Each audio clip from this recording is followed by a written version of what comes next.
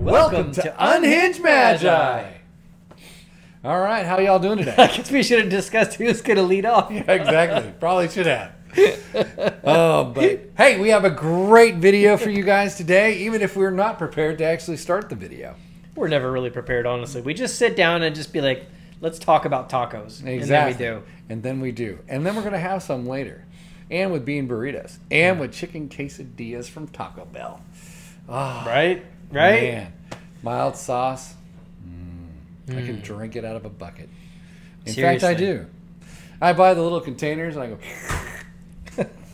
I do actually drink those sauce packets. Yeah, they're fantastic, right? Yeah, honestly, they really are. I mean, if you really just need a little bit of taste, it's really good. Yeah, seriously. I'm not ashamed to admit that I drink Taco Bell sauce we packets. drank some over at your house last time with Rudy was here. When Rudy was here, yeah. Yeah, actually, there was pictures of us drinking Taco Bell sauce packets. And Rudy was in the background doing this. Yeah, there was a total facepalm going on. Exactly. So anyways, we do actually have a topic, and you can see it in the title. It's why you clicked on the video. Exactly. And I'm sorry. Clickbait. I'm sorry we didn't get to it. It's his fault. That's right. I get distracted sometimes, but tacos. Oh, God, tacos. We should get tacos. Just kidding. Okay, so should you sell your own cards? The answer is yes. Absolutely, you should sell your own cards because you'll get the maximum amount of profit. Problem is, it's hard to find a buyer, and some people just don't want to waste their time looking for buyers. It is hard to find a buyer if you're selling cards. You go to eBay, you have 0% feedback. People aren't going to give you much money because, you know, it's true. You just don't have the necessary feedback. So what a lot of people do will go to vendors. But vendors, well, they have margins. They want to make their money too. You're going to lose 30%. They're not doing the work for free, people. Exactly. So you're going to lose 30%. That's going to really suck. At least. You know? Or you can just contact us and sell it to us, and we'll let you lose 30%. That'd be fantastic. Or maybe we'll do a little bit better. Maybe we'll get 20%. There's a lot of times like we actually go back and forth and debate a topic, but on this one there's really no debate. Like the answer is like yes, you should sell your cards yourself. Exactly. Yes, there's difficulty to it. And I guess there's times where it just doesn't matter because the cards are so low in value. But like most of the time, if people are bothering to ask this question, it's because they actually have cards that are worth something. And I cannot believe it when I see some people do that. Like when they go to a vendor and they'll be like, here's $100,000 worth of cards. And it's like, say it's 30 cards, right? Because they're all like high value cards. And then the vendor offers them like 50 grand to actually like sell those cards. And I hear this story and I'm like, oh my gosh, because you weren't willing to spend the time to sell that few cards, you just gave up 50 grand. And now you're going to go to your like 9-to-5 job and like earn $12 an hour, you know, making like minimum wage when like you just gave up like 50 grand because you couldn't be bothered to sell 10 cards or something. Again, if you're willing to do that, send an email to unhingedmagi@gmail.com. Yeah, seriously. Because we can probably do a little better than that. Yep. That is a worst case scenario, but it does actually happen. So yes, guys, if you have cards that are worth money, seriously, put the time in to sell them yourself. And if it's a situation like what Dan just described, like where you have like a very low feedback eBay account or something like that, here's what you do. You start with your smallest cards first and you sell those. So you want to get a lot of transactions under your belt so you can start getting feedback for those.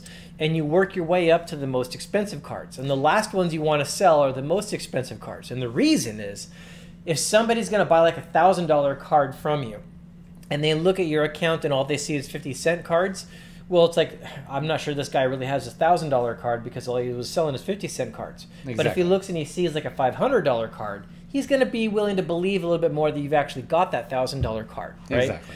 I usually try to think of it as more like building up by at least $10 increments over time. Yeah. So you want to basically build that reputation as a seller, and that reputation does actually matter. That reputation directly translates to actual value that you're going to retain with your cards when you sell them. And so you want the highest dollar cards that require the largest amount of faith, those to be sold last. And another thing is you don't want to like sell a bunch of cards and then wait like 10 years and then sell the rest. You want people, you want them to be able to click on your account, look at that feedback and see the cards that you sold.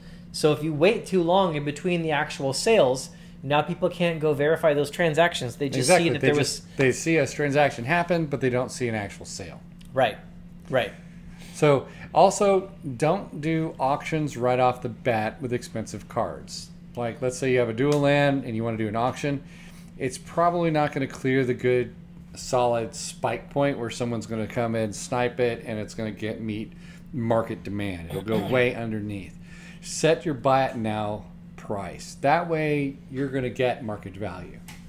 Yeah, don't start it like too low. If you're an unknown seller and people aren't necessarily going to trust you right off the bat, don't put a $100 card up for $10 because you might just sell for $10. But if you're really well known, there's a big difference. Yes. Yeah, people will be more willing to trust it. You're going to have more people browsing through your actual auction and stuff like that. Exactly. So. Yeah.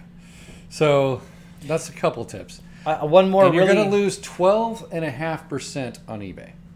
Guaranteed 100%. Well, that's just the eBay and PayPal fees. Yeah, exactly. Yep. So you're going to be losing that money. Now, if you can sell it to an individual, there's like Facebook groups out there. There are. Like high-end Magic Facebook groups that are private invite only. There's actually a lot of them. Yes, and it's really hard to even get clout within them as well. They have to be known to the group in order to actually sell your stuff. Reputation matters. It does. So that's also another tricky thing. However, it can happen. So you can actually meet people outside in the real world, show them your cards, and then they'll believe that you actually have them. The people in these exclusive groups, they're not an exclusive group just for the point of being exclusive. What the entire point of the group is to have people that are known and verified. Exactly. So if you have nice cards to sell and you are a trustworthy person, they want you in the group, right? They don't want to keep you out. They want you to be in. They just want you to be verified is all. Exactly. Because that's what that entire group is all basically based on.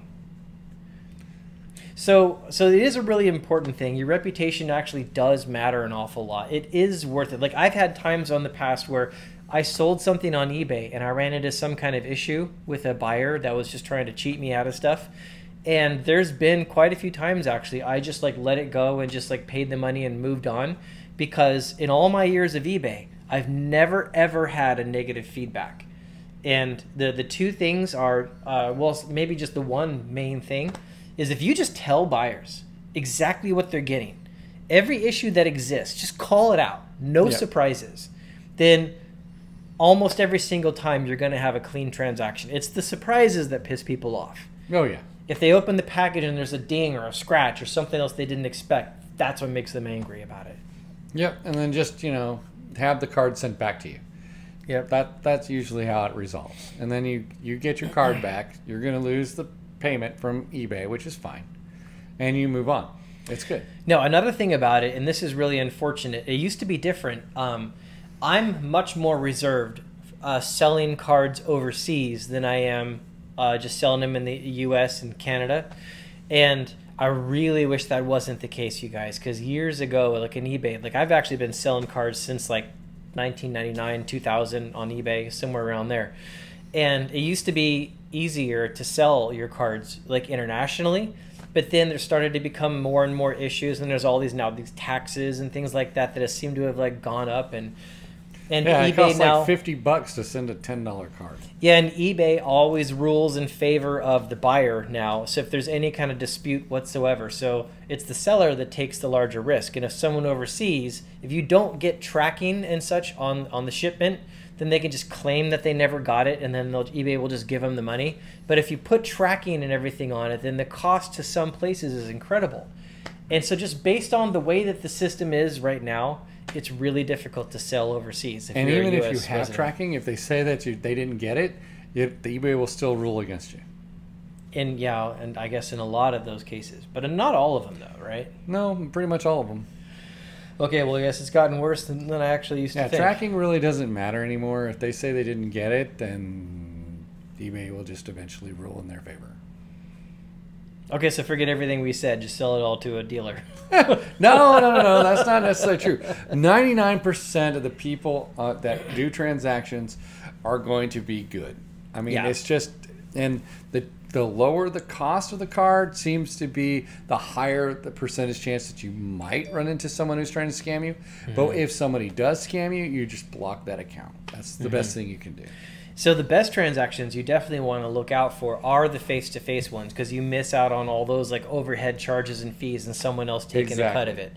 So your social network, your connection with other people who are possible buyers really matters. It does matter. And it's worth the time to like just foster those relationships and have those connections. But if you're one of those people that doesn't want to foster the relationships, doesn't want to go through the eBay hassle of making sure you're not ripped off, making sure you're not scammed, and that kind of stuff, then the dealer does seem like the best option. Yep. In those scenarios. In that case, go to Unhinged. Just send an unhingedmagi@gmail.com, and we'll be sure to get some profit off of you.